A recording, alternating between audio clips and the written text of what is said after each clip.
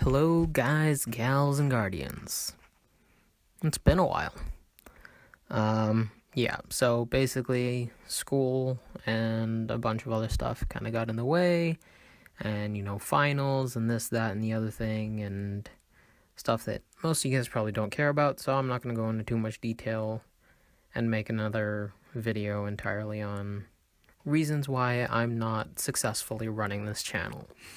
Anyways, today, like no less than 3 minutes ago, the Destiny 2 gameplay reveal, or whatever, just kind of finished up.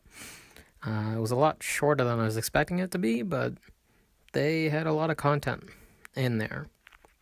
Now, I know I'm probably like one of 8,000 YouTube or Twitch channels that provide information on this game, so I'm not really sure how many people I'm reaching out with this video, but I figured probably having quality videos would be more important than me just kind of spitting the information out there. So I actually don't have any video or anything to show you guys, but I do have all the content, so if you're willing to bear with me, I'll put a better video up in a couple days. If you're not, then it's been nice knowing you. Hopefully you come back some other time.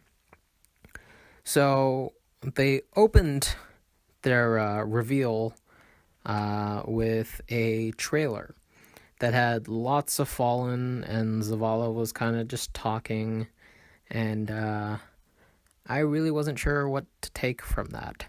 And then once they started talking, they revealed that Bungie had these 3 goals, that they wanted a world that would pull you in so that it would intrigue you and want you, or that they would want to make you want to go out and explore and do all that kind of stuff.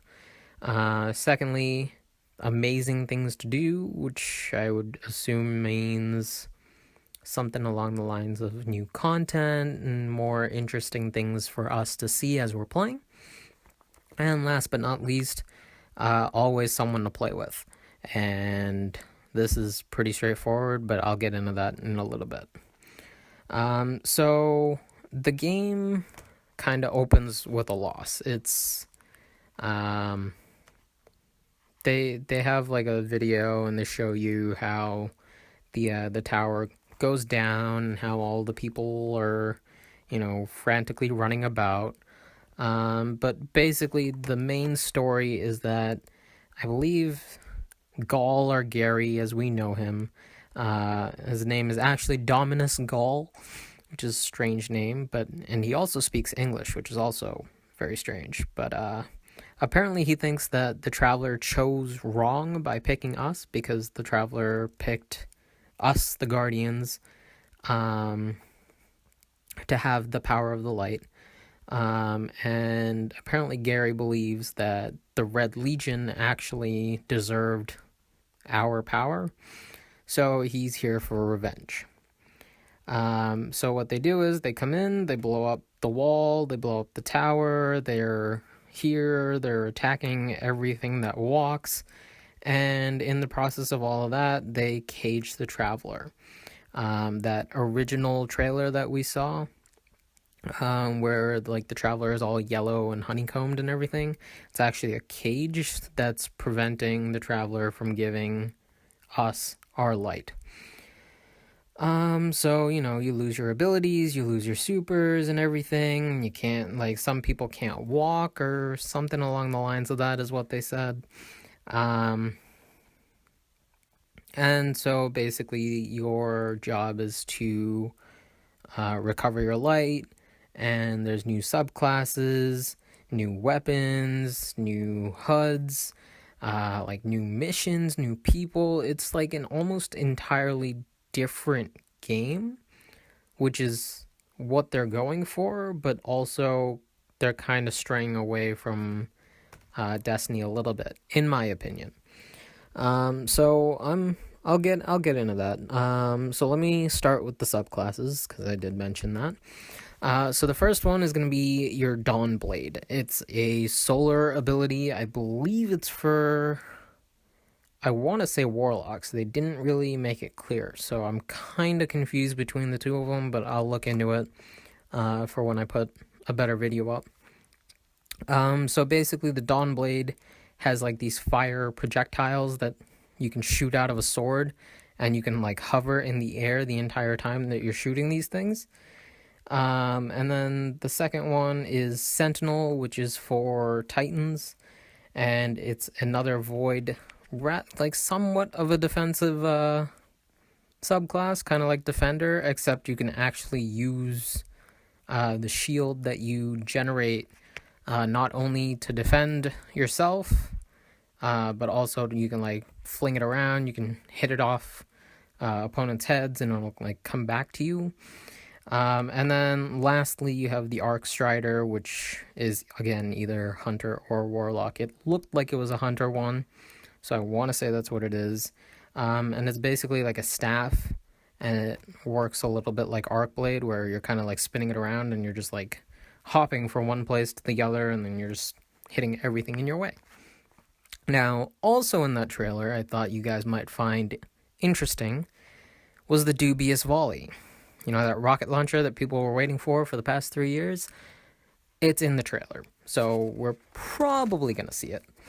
Again, who knows what they'll decide to change in the next couple months, but for the moment, it looks like it's coming back. Along with the dubious volley, what else is coming back is basically most of the game. They did change how you would interact with the game, but I guess the backbone is basically the same. So first things first, your campaign mode is going to be called the Red War campaign. You're going to go all over the solar system, and your first mission is going to be Homecoming. Again, you'll know what that is when I get video of it in a couple days. Then you have strikes. Assuming like they only told us about one, I'm not exactly sure what they're doing with the rest of them, but the one strike that we know about right now is called the Inverted Spire. You're going to be basically in Red Legion territory, but there's going to be a bunch of Vex everywhere. And what's going to be interesting about this strike is that there's going to be a 3-stage boss. They didn't exactly tell us what that was, and it'll probably be a while before we actually know. Or, you know, maybe some of the YouTubers that are there will tell us. But, I don't know at the moment. Then we have Crucible, which they're changing quite a bit. So Crucible at the moment is 6v6 or 3v3. Apparently now they're changing it everything. Like, all the activities are going to be 4v4. And your heads-up display is going to tell you about other players, not just your weapons, your health, and your super. You're also going to know when when your opponents on the other side have their supers, when they've picked up ammo for their weapons. I don't know if they're going to show you how much ammo they have in their weapons, but, you know, somewhat of a disadvantage for people on both sides. And then there's a new game mode called Countdown, which is kind of like a attack and defend sort of situation. Again, coming straight out of Call of Duty. But, you know, Activision's getting its way, I assume. And then they told us that there'd be a raid. Obviously, they didn't tell us what would be in the raid, so, you know. Again, some other time.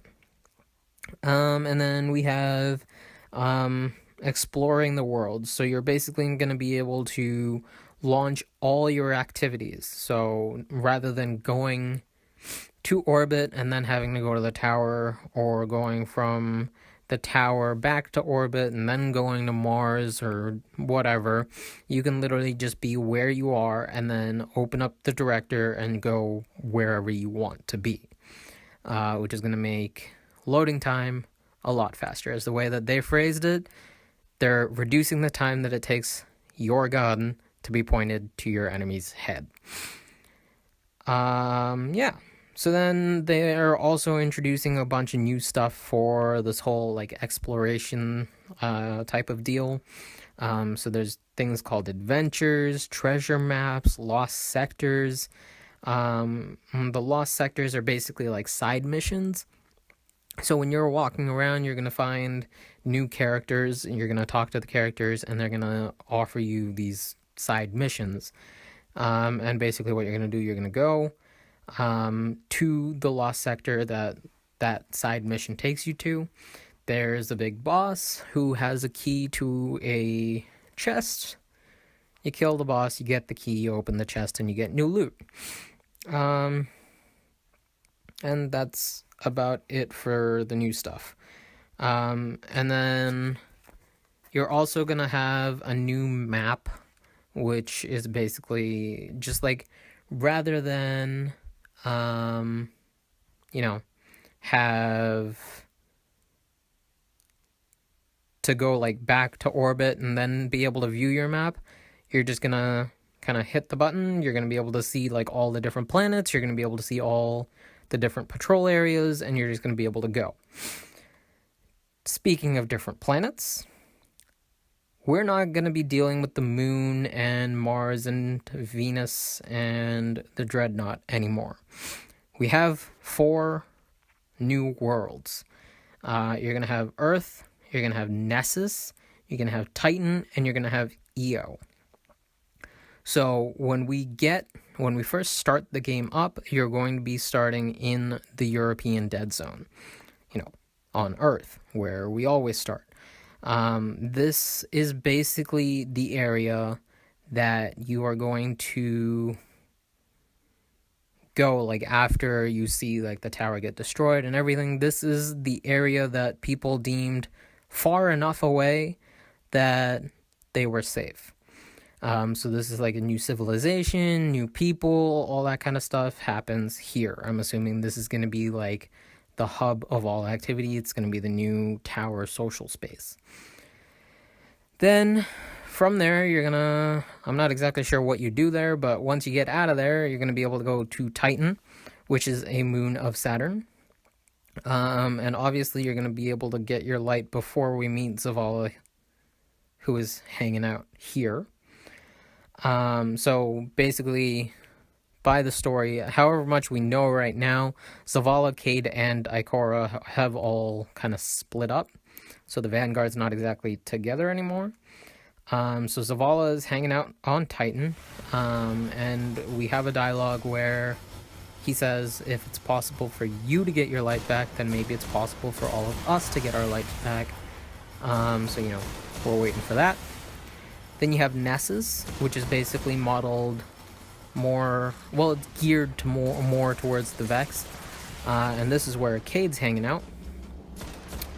And then finally you have Io, which is a moon of Jupiter. And this is the furthest that the Traveler touched before the collapse. And this is where Ikora disappeared to. So, I don't really have much more details on the new worlds aside from this. I'll give you more information as it comes. And then finally, remember how I said they were gonna do something where there was always someone to play with? Well, they're bringing clans into the game. Rather than have to set up a clan outside and then play the game where the clan is like just a different friends list. This is more in-game rosters. They're providing you with custom banners, fire team like selection tools, and then there's also a reward system which is shared by your clan.